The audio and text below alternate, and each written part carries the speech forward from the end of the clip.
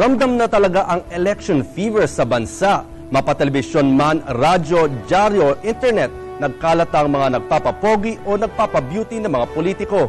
Kaakibat pa ng halalan ay ang lokal na kasabihan na tuwing eleksyon ay bumabaha ng pera. Pero ang tanong, masusungkit ba nila ang inyong mga boto? At paano mo ba kinikilatis ang iyong mga kandidato? Ako po ang inyong lingkod, Robert Tan, at kayo ay nanonood ng paghahanda para sa Hatol ng Bayan. At sa araw na ito, tatalakayin natin ang halagang ginagastos ng isang politiko para makamit ang asam-asam na panalo. Para ihanda tayo sa usapang ito, panoorin muna natin ang VTR report na ito. Isang kritikal na isyong di maalis-alis sa ating eleksyon ay ang campaign spending law at ang hindi masunod-sunod na cap limit nito. Ayon sa COMELEC, inaasahang aabot sa 2 billion pesos ang gagastusin ng mga kandidato ngayon para sa political ad spending, mas mataas ng 66% sa 1.2 billion pesos na ginastos ng mga politiko noong 2007 midterm elections. Inaasahan pa rin ang pagdodomina ng mga television networks sa political ad market. Sa 35 billion pesos na projected income ng mga TV networks mula sa commercials, 5.2% nito ang magmumula sa mga political ads. Muli, tumaas ito mula sa 4.8% noong 2007 elections. Noong 2010 presidential elections, nagtala din ng 5 billion peso revenue ang mga major TV networks mula sa political ad spending. Ilang hakbang na rin ang ginawa ng COMELEC. Patas ang labanan sa pagitan ng mga kandidato. Isa na rito ang kanilang pagbabawal sa paglalagay ng political ads sa mga bus at bus terminals simula February 12 hanggang May 11. Ayon sa isang opisyal ng malaking bus company sa Metro Manila, malaking dagok para sa kanilang industriya ang probisyong ito dahil na rin sa laki ng revenue na mawawala sa kanila. Ayon sa isang bus company official, karamihan sa malalaking operator ay umaasang kikita ng at least 100 million kada buwan sa panahon ng kampanya. Binalaan din ni COMELEC Chairman Sixto Brillantes Jr. ang mga political ads na nagpapanggap bilang commercial ads. Tinutukoy nito ang mga kandidatong nag-endorso ng produkto o nagtutulak ng kanilang mga advokasya. Sinigurado niyang walang lulusot at talagang mapaparusahan ang mga lalabag dito. Pero itong mga tanong ng sambayanan, nasusunod ba ang mga patakarang ito? Paano binabawi ng mga kandidato ang milyong-milyong salaping ginagastos nila sa halalan? Lahat yan dito sa Paghahanda para sa Hatol ng Bayan. At sa loob ng isang oras, ihahatid namin sa inyo ang komprehensibong talakayan sa pangunguna ni Cathy San Gabriel. Cathy? Maraming salamat, Robert, at magandang araw po sa inyong lahat. Ako si Cathy San Gabriel. Hindi lang mga gastusin sa eleksyon ang tatalakayin natin ngayong araw. Magkakaroon din tayo ng diskusyon hinggil sa image shaping ng isang kandidato at iba't ibang mga estratehiyang ginagamit ng mga election PR experts para manalo ang kanilang mga kandidato. Abangan lahat ng yan sa pagbabalik ng paghahanda para sa Hatol ng Bayan.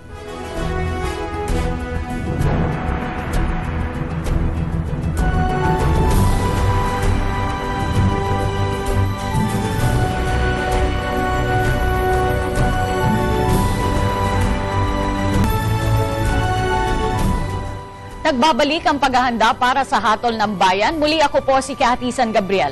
Ang programang ito ay hatid sa inyo ng Media ng Bayan na pinagsanib puwersa ng People's Television, IBC, PBS Radyo ng Bayan 738 kHz, Philippine Information Agency, Philippine News Agency, and in partnership with Manila Bulletin, Informatics Diliman, and Air 21.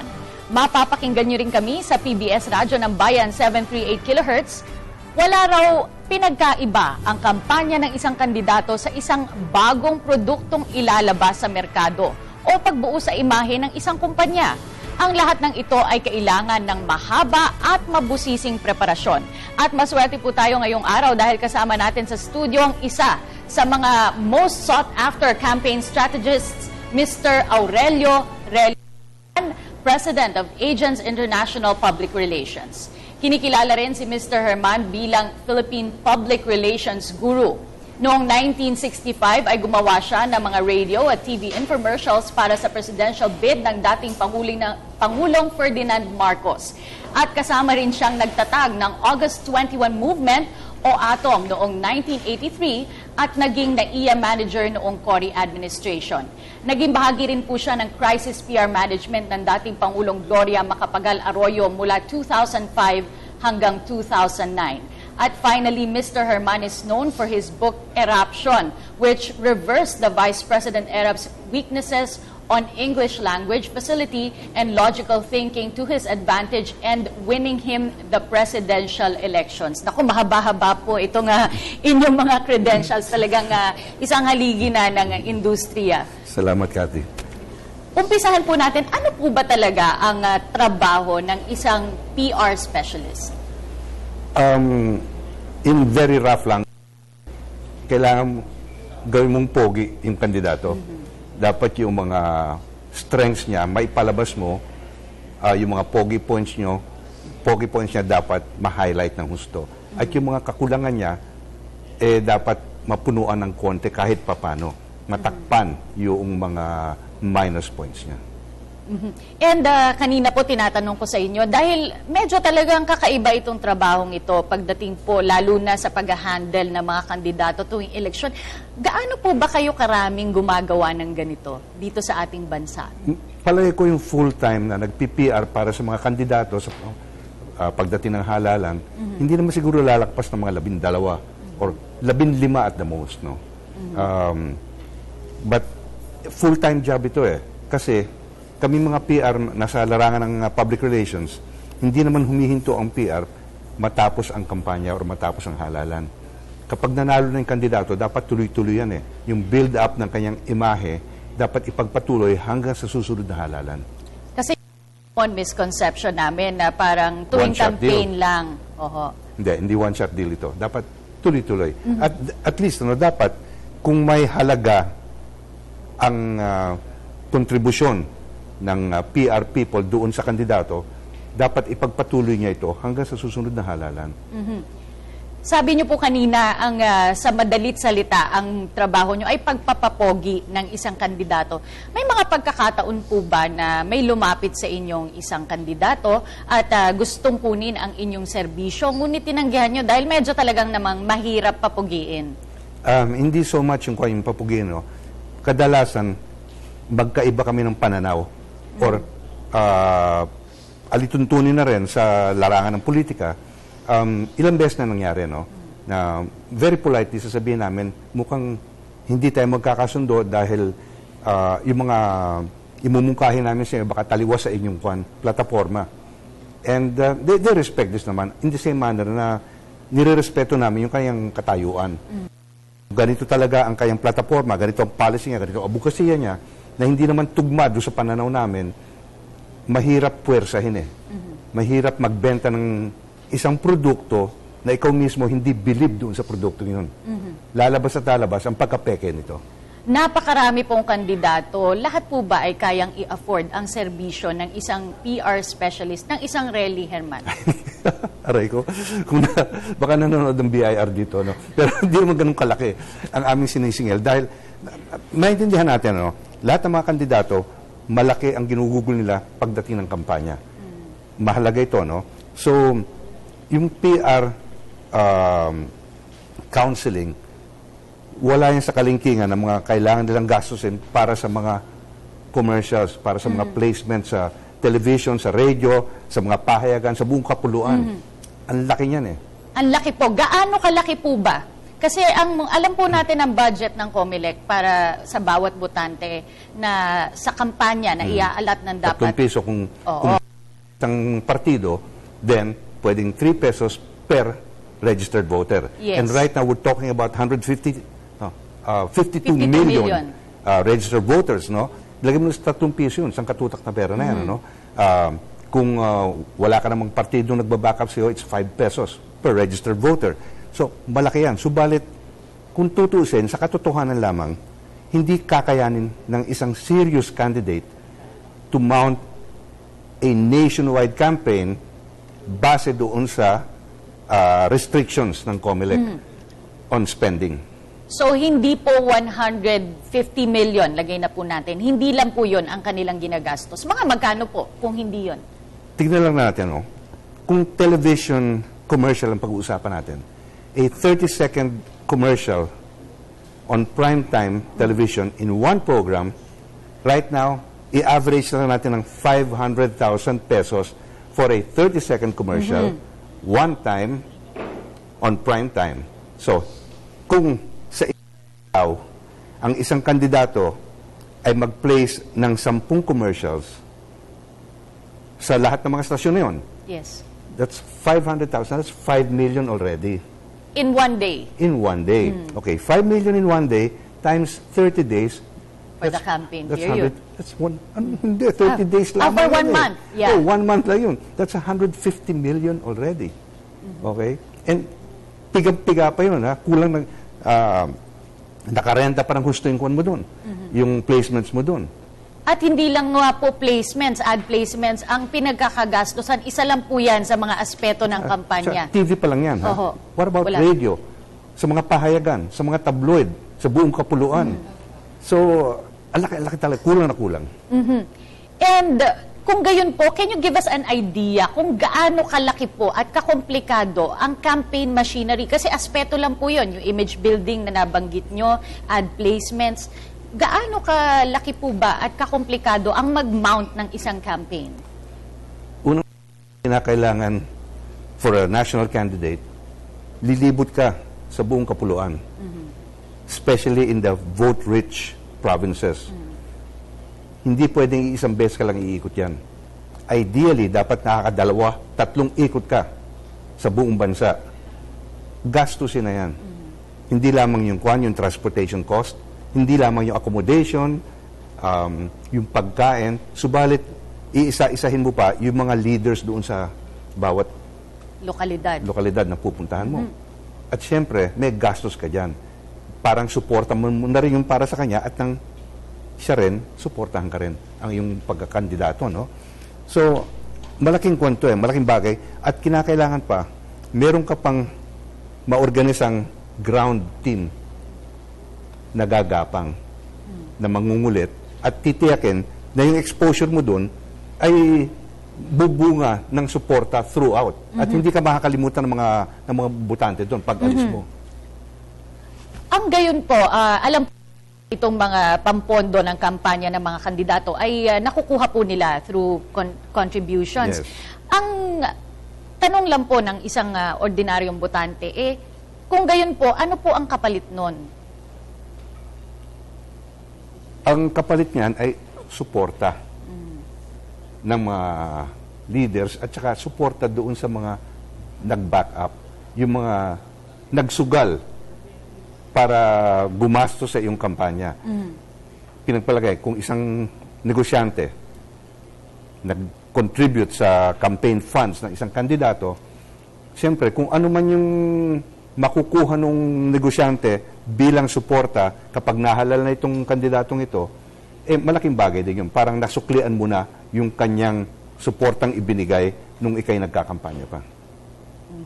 At gaano po nagsimula o gaano kaaga nagsisimula ang preparasyon ng isang kandidato? Ito po ba ay, kasi alam po natin na marami na nga ang naa-accuse ng premature campaigning, gayong makasuhan ng COMELEC dahil wala naman talagang violation technically. Pero alam natin na last week or 2 weeks ago lang talaga officially nag-start itong campaign period natin. Kailan po ba talaga naghanda itong ating mga kandidato? Ang halalan natin sa darating na Mayo, 2013, January 2012, nagsisimula, iba-ibang mga stages yan Yung mga gustong tumakbo, January pa lamang, nagpapahiwatig na yan, nagpaparamdam na sa mga major political parties na ako, pwede akong tumakbo, gusto kong tumakbo, viable akong kandidato. Kapag kinuha niyo ako, tiyak, makakatulong ako sa inyo at tiyak, mananalo ako. So doon pa lamang, gumagawa ka na ng mga hakbang para makumbinsi mo yung mga partido na ikaw ay viable candidate, ikaw ay winnable candidate.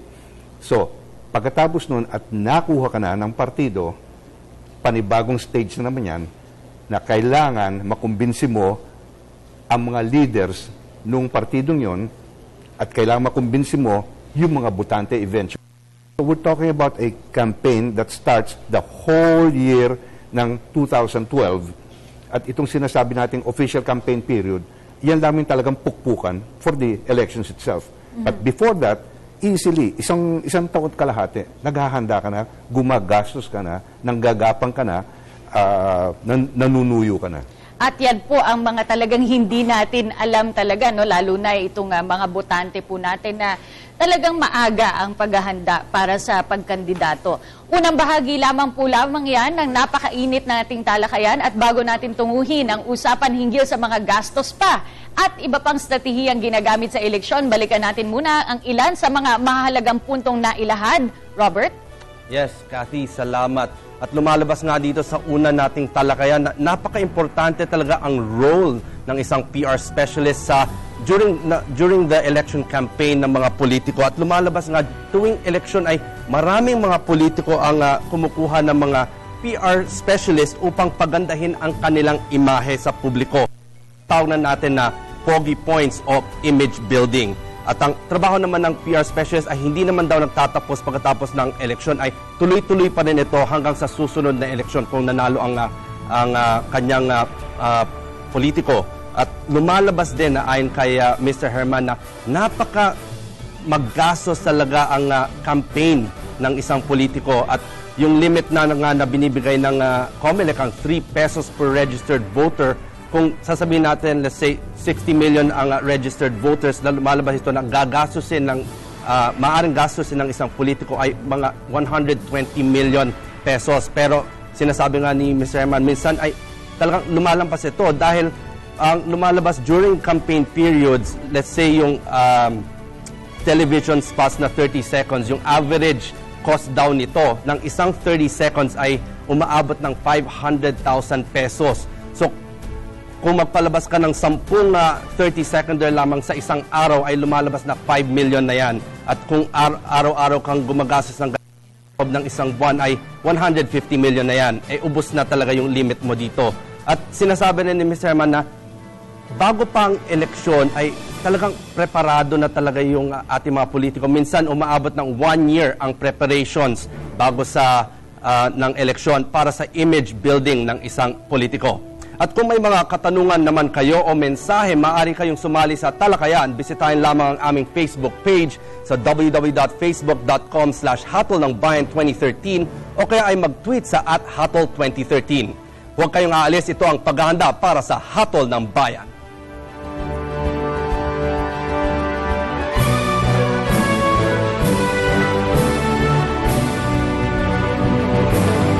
Ayon sa ulat na isinumite sa COMELEC ng dalawang partido tungkol sa gastos nila sa nakarang rally noong 12 ng Pebrero, ang LP ay gumastos ng 1,891,120 pesos sa Plaza Miranda, Maynila at ang una naman ay gumastos ng 842,244 pesos and 66 centavos sa Plaza Independencia, Cebu.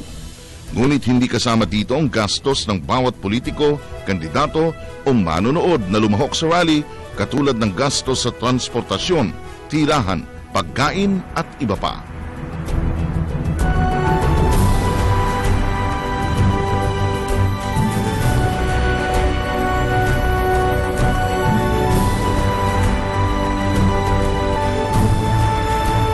Nagbabalik po ang paghahanda para sa Hatol ng Bayan, hatid sa inyo ng Media ng Bayan.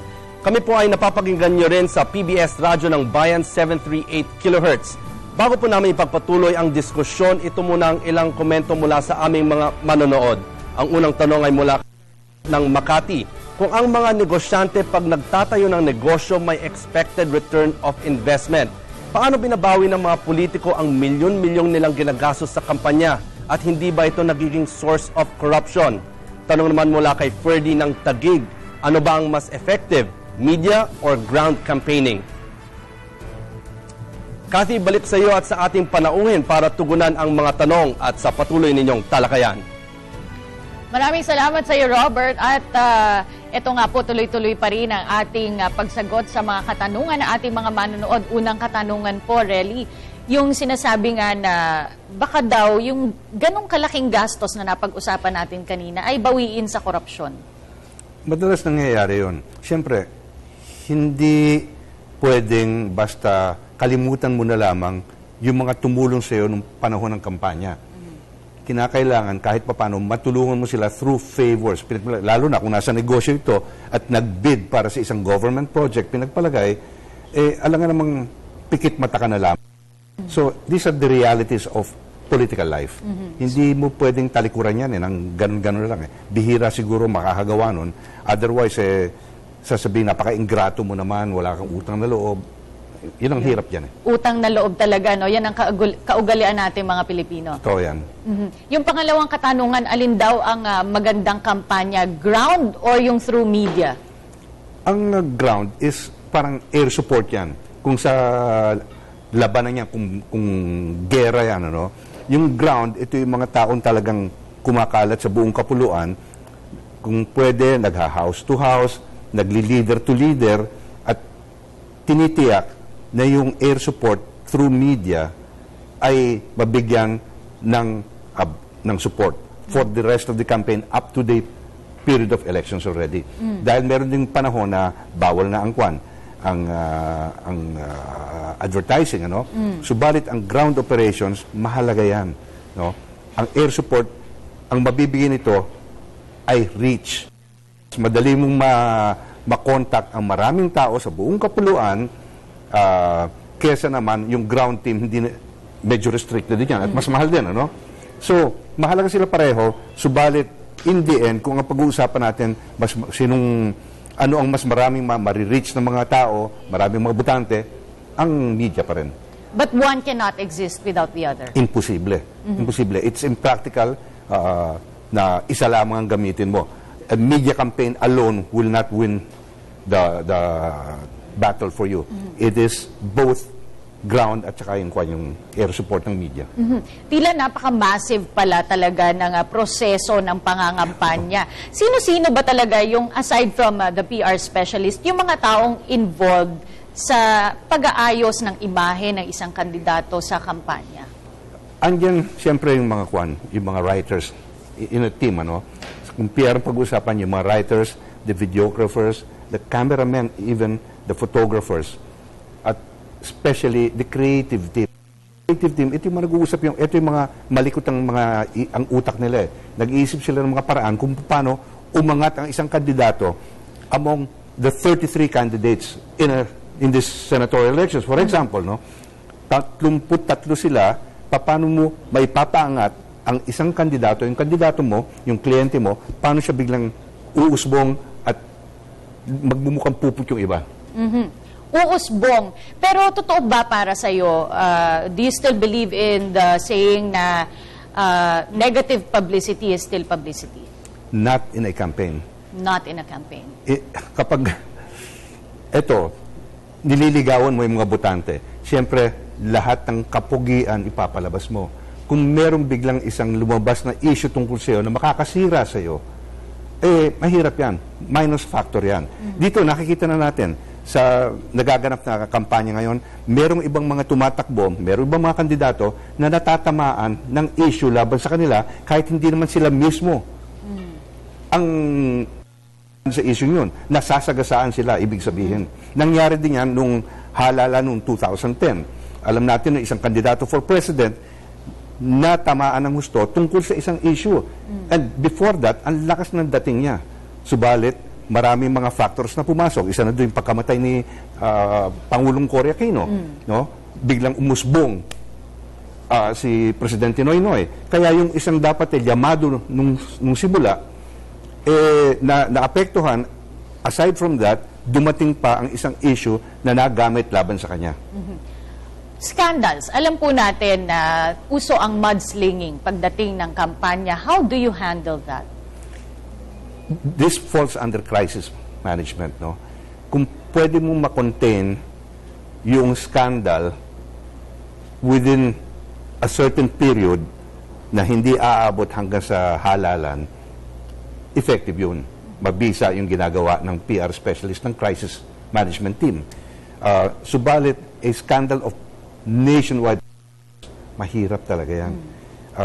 Nangyari na sa amin ito para sa isang kliyente namin na wala naman sa larangan ng politika.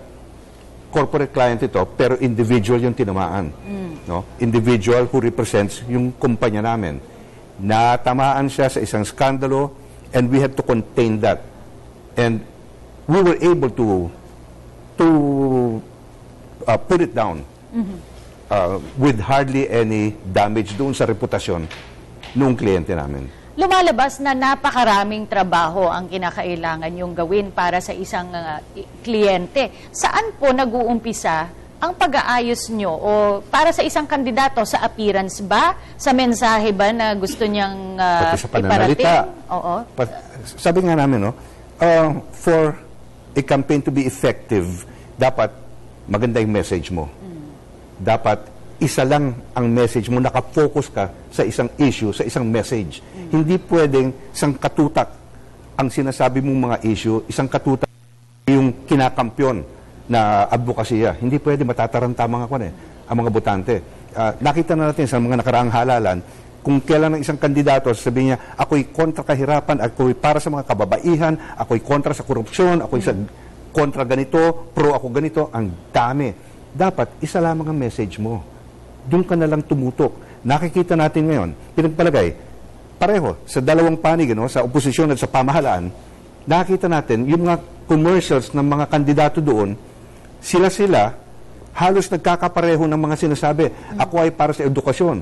Aba, 2 o 3 iba pa, sinasabi, in the same ticket. Ako para sa edukasyon. Dapat merong kanya-kanyang larangan yan. Para ang mga tao hindi natataranta. Really, alam ko, bawal kang mag-name ng kliyente mo. Pero kanina kasi sa research natin, at alam na naman talaga na naging kliyente mo sa kampanya niya, ang dating Pangulong Erap. Pag-usapan natin yung ginawa mo sa kanyang image building, yung wristband. Ito ba talaga ay pinag-usapan nyo? Hindi. So, yung wristband, nahunan ko. Mayor pa lang siya, ginagamit niya ng wristband. Dahil sa isang shooting nila, natamaan siya ng bolo yata, nagkaroon ng scar dito, napapangitan siya, nilagyan ng wristband. Pero yun ang ginamit sa kampanya, di ba? Namimigay siya ng orange wristband. Naging ko na yun, naging trademark niya na yun. So, ang maganda kay Erap consistency. Kung mensahe pag-uusapan, isa lamang ang kanyang battle cry. Magmula nung pumasok sa larangan ng politika, Erap para sa mahirap. 4 na kataga, 4 na words, Erap para sa mahirap. Andun ang pangalan niya, yung Erap at mahirap, nagra-rhyme pa, madaling tandaan, madaling maunawaan. So, tumakbo siyang mayor, tumakbo siyang senador, tumakbong vice-presidente, tumakbong pangulo, iisa lang ang message niya, Erap para sa mahirap. So, one message, tapos ang delivery niya, okay naman, magaling, yung kanya, yung appearance niya, consistent with the image of Erap para sa mahirap. Hindi siya parang elitista, hindi siya parang burgis na nagtatrying hard para sa mahirap ng kanyang puso. So, yun ang perfect na combination, a message and the delivery of the candidate itself. Lahat ba ng mga kumakandidato, lalong-lalo na really yun sa mga national na positions, ay may kinukuhang image specialist o PR specialist para sa kanilang kampanya? Ideally, dapat meron. Kasi ang bentahan ng isang PR specialist, you're looking from outside. Kapag ikaw mismo, ang kandidato, masyado ka nang affected, masyado ka nang biased. You cannot see things very clearly from an objective point of view. So, ang PR specialist, mas may panahon mag-isip para sa kandidato. An ideal candidate nga, sinasabi namin palagi, ang kandidato dapat huwag na siyang iisip kung ano pang kailangan niya gawin, kung anong mga kailangan gawin, anong kakulangan, anong kasobrahan, etc. Bibigyan lang siya ng schedule. Itong schedule mo, itong kakausapin mo, itong pupuntahan mo, itong sasabihin mo. Dapat halos robotic na. That's the best candidate. Ang kandidato hindi dapat mag-iisip, uy, kulang na tayo ng pera, saan tayo kukunin, sinong lalapitan natin? Hindi pwedeng ka, mamamatay ka, tatanda ka. Yan ang advantage ng having a PR specialist and a campaign manager who will talagang look out for all these things. So you work hand-in-hand with the campaign manager? Definitely. We do not work independent of the campaign manager. We respect the campaign manager. Tanong ko lang, ano ang batting average nyo? Sa mga naging kandidato mo, ilang porsyento ang nanalo? Easily 90%. We're very proud of our track record. No? Kukunti yung mga natalo, merong iba naman natanggal. But for one reason or another. However, we're proud of our kwan. Yung batting average namin, maganda. Napakaraming bagay pala ang kailangan tingnan ng isang kandidato para magkaroon ng magandang imahe sa publiko. Robert, ano ba yung mga importanteng puntong natalakay na natin? Salamat, Cathy. Ito ang ilan sa mga importanteng puntong ibinigay ng ating panauhin. Ito nga yung sagot ni Mr. Herman dito sa tanong ng ating manonood na si Joseph na Makati kung nagiging bunsod nga na ang milyong-milyong pisong ginagastos ng mga politiko. At ito nga, nakakalungkot, lumalabas na madalas daw ito nangyayari. At ito nga yung nagiging bunsod ng korupsyon dahil lumalabas daw dito ang sinasabi nating patronage politics, so utang na loob sa mga tumutulong sa kampanya ng politiko. At yung sagot naman hinggil sa media at ground campaign kung anong mas okay gawin dito. Sinasabi naman ni Mr. Herman na these go hand in hand. Impractical daw na paghiwalayin ang itong dalawang ginagawa during campaign. Although sinasabi na ang media ay mas malawak ang reach nito. At lumalabas rin na ang trabaho pala ng isang PR specialist ay hindi lang ang pagpapapogi o magbibigay ng magandang imahe sa isang politiko. Sila rin ay gumagawa ng mga crisis management sa mga politiko na nababahiran ng mga issues o mga pangit na balita dito nga during campaign. At lagi rin ng abiso ng mga PR specialists sa ating mga politiko na mag-focus lang sa isang issue o mensahe na ipapubliko dahil nakakalito ito. At mahalaga rin na magkaroon ng tagline o mensahe na dapat consistent sa image ng politiko. Kung may mga katanungan naman kayo o mensahe, maaari kayong sumali sa talakayan. Bisitahin lamang ang aming Facebook page sa www.facebook.com/hatolnangbayan2013 o kaya ay mag-tweet sa @hatol2013. Magbabalik po ang paghahanda para sa Hatol ng Bayan.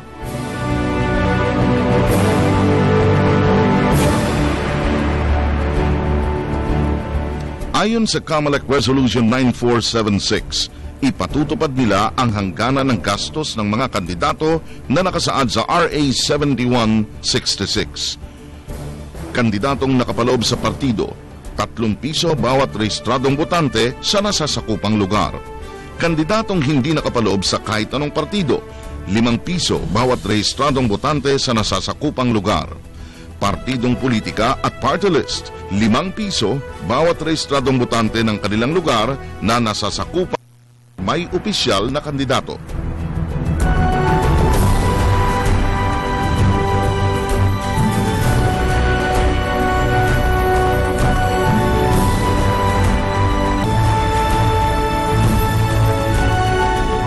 Nagbabalik ang paghahanda para sa Hatol ng Bayan, hatid pa rin sa inyo ng Media ng Bayan. Kami po ay napapakinggan nyo rin sa PBS Radyo ng Bayan 738 kHz. Bago ang lahat, alamin naman natin ang ilan sa mga katanungan ng ating mga manonood para sa ating panauhin na si Mr. Relly Herman. Galing to kay Mina ng Cavite, anong mga halimbawa ng skandal ang pinakamahirap lusutan? Ang pinakamahirap palagi ko ay basta may kinalaman sa sex scandal o kaya kung ang pag-uusapan ay mga politiko na involved sa skandalong may kinalaman sa kaban ng bayan. No? If they're caught with their hands in the cookie jar, malaking bagay yan.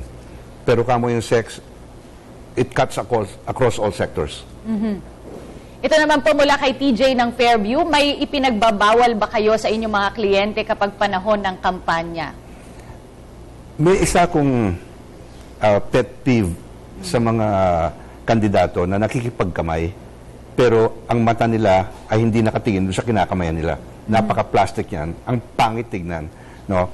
Para sa akin, yun na. No? At kinakailangan ang kandidato laging handa.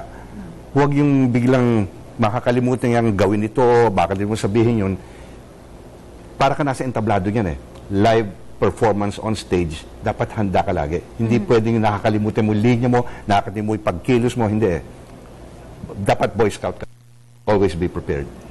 Pero ang ibig po bang sabihin na lahat ng ating nakikita na ginagawa ng mga kandidato ay denumero at stage, kumbaga?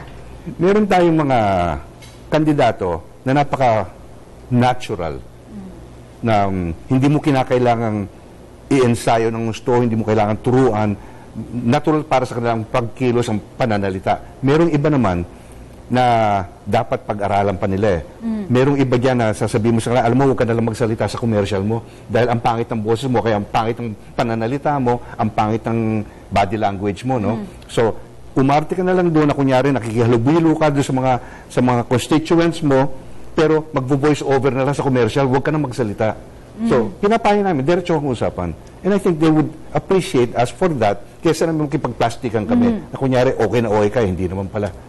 Mahirap yun. Let's talk about tools used in campaigning. Surveys. Ito po ba mga surveys ay dapat naming paniwalaan o ginagamit po ba ito ng ilang mga kandidato para i-kondisyon ng aming utak na talagang sila ay nananalo? Malaking bagay ang halaga ng mga survey. Dahil kapag nakita naman sa mga kung anong kinakalabas ng mga surveys, kung ilan ang kilala sila, unang-una na, aware tungkol sa kanilang kandidatura, at sila ay pinaniniwalaan, pinapakinggan, at susuportahan, malaking bagay yan. So, basta bumagsak ka within the Magic 12 o kaya Magic 16, na may pag-asa ka makapasok doon sa Magic 12, malaking bagay yan because doon na papasok ang mind conditioning. Ang labas nitong mga nasa first 16 slots sa mga survey ay yamado ito. Mananalo ito. Winnable, pwede kong ibigay ang boto ko dito dahil wala naman sa ating gustong tumaya sa isang kabayong walang pag-asang manalo eh. So, sino pang titingin pinagpalagay from number 20 up to number 23? Sabihin mo, sayang lang ang kuwan ko eh. Sayang gastos ko, sayang ang panahon ko, sayang boto ko. Unless talagang iba ng pananaw mo na ay 16 na ito, tutulungan ko yung from number 16 to number 17 to number 33. Pero totoo rin po ba yung perception na kung sino yung nagpa-survey, kunwari isang partido nagpa-survey, syempre kandidato nila yung nandun sa Magic 12? Kapag hindi ka nagpa-survey, usually sa mga individual questions already, hindi na nababanggit yung pangalan ng mga hindi nagpa-survey. Siyempre, ang tinatanong lamang yung mga gumastos at nagbayad para sa survey. Pinagpalagay. Maliban sa kung kanino ka aware, maliban sa kung sino ang iboboto mo, kung sino sa suportahan mo, may ibang questions pa, may additional questions pa itatanong tungkol sa kandidato. Pinagpalagay, anong katangian ang nakita mo sa candidate X? Hindi na yung tatanungin sa mga hindi sumali sa sa mga survey. Hindi ba? Or kaya, gusto mo ba itong sa candidate X dahil ikay natulungan na niya nung nakaraan? Ang tinatanong lamang ay para doon sa mga kandidatong pumasok sa survey. And ito rin po bang survey ay ginagamit contributors, campaign contributors? Siyempre, di ba sabi nyo nga, walang tataya sa dehado. Ginagamit din po ba nila ito? Oo naman, oo. Siyempre, kung ikaw ay tataya sa isang manok, pero alam mo naman itong manok na ito, walang kapag-aasang manalo, ba't ka pa maglalabas ng pera para suportahan itong kandidatong ito? Sayang lang mo. Mag-a-accept ka lang ng pera. Another tool, social media. Is this being used or does it really make a dent in your strategy? Ang social media ngayon, malaking bagay ito in the sense that maliban sa traditional media of print, radio, television, and mga direct mails, etc., no?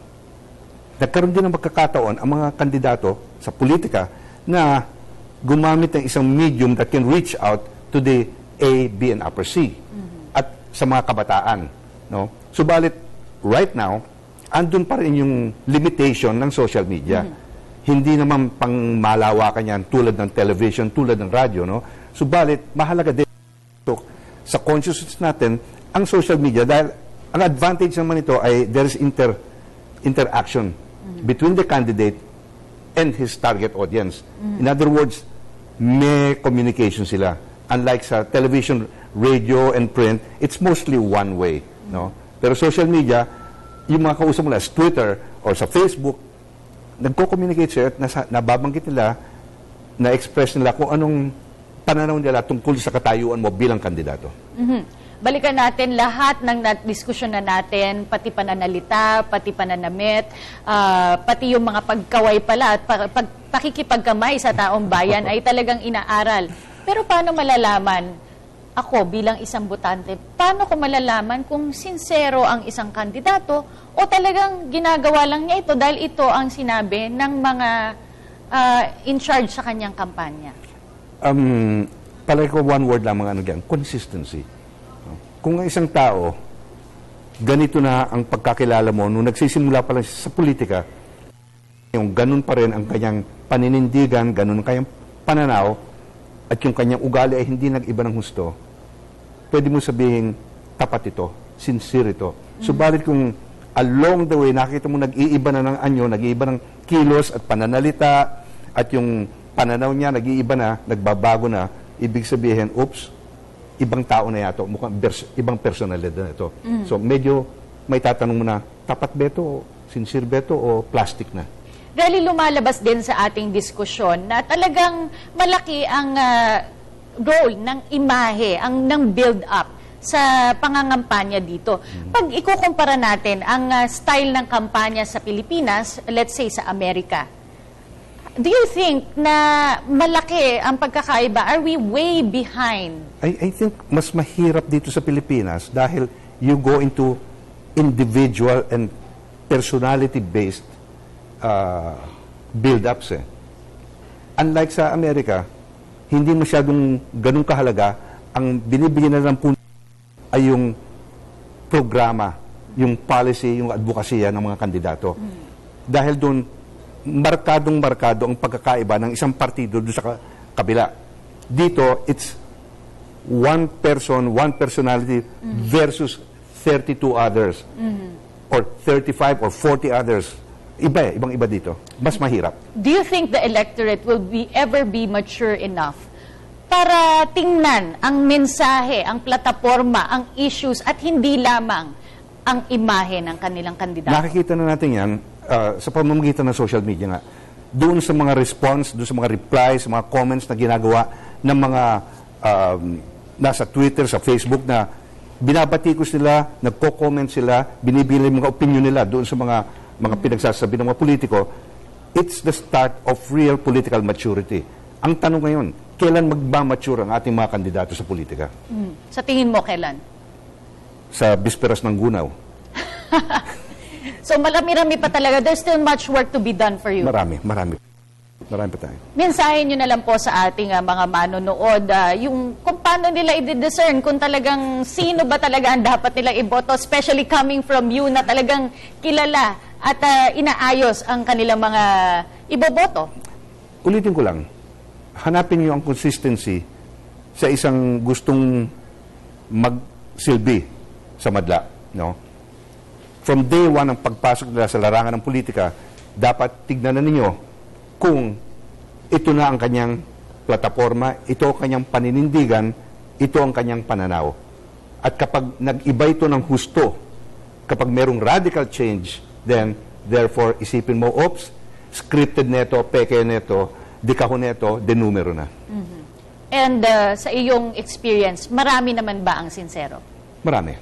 I mean, in fairness to politicians, marami.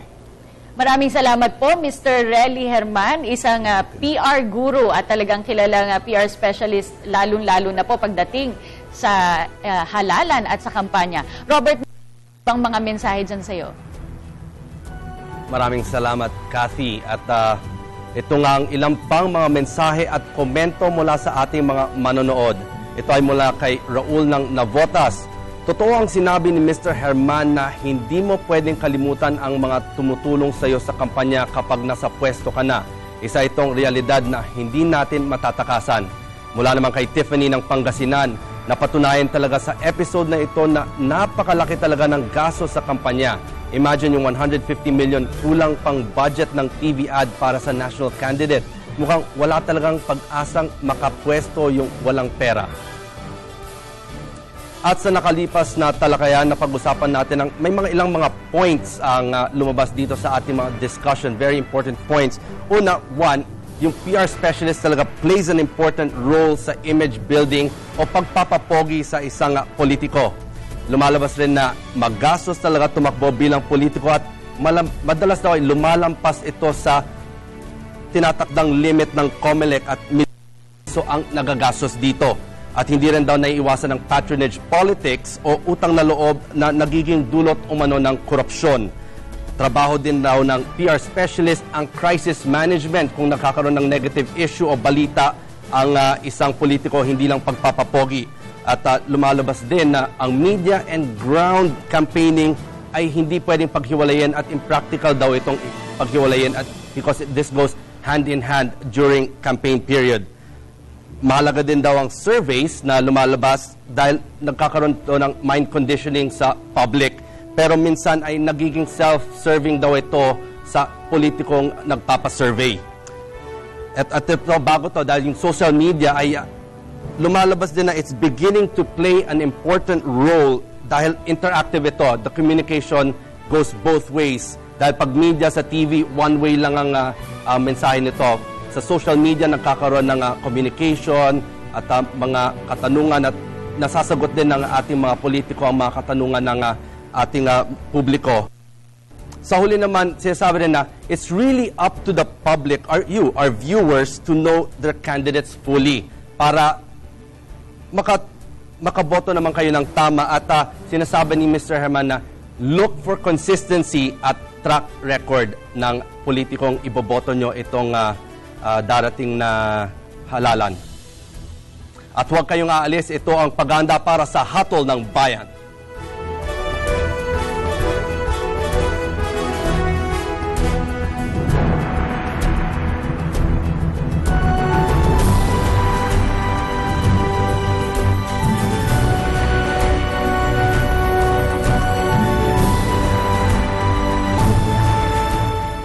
Kati, very interesting ang naging discussions natin kanina. Marami tayong natutunan tungkol sa campaign process, on how a campaign is run, and lalo-lalo na yung role ng isang PR specialist talaga sa pagpapapogi sa isang politiko.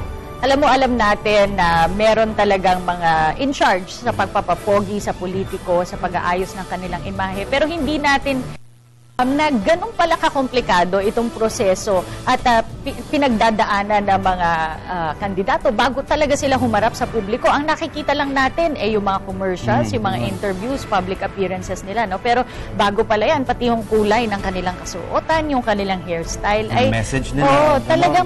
Talagang ano yan, planado at talagang pinag-uusapan at binubusisi. Kaya yung sinasabi nga ni Mr. Mark kanina na it even goes as far back as 1 year before the election. Doon talaga nilang pinagpaplanuhan ang election kung paano yung magiging image building ng isang politiko. At mahirap yan, ha?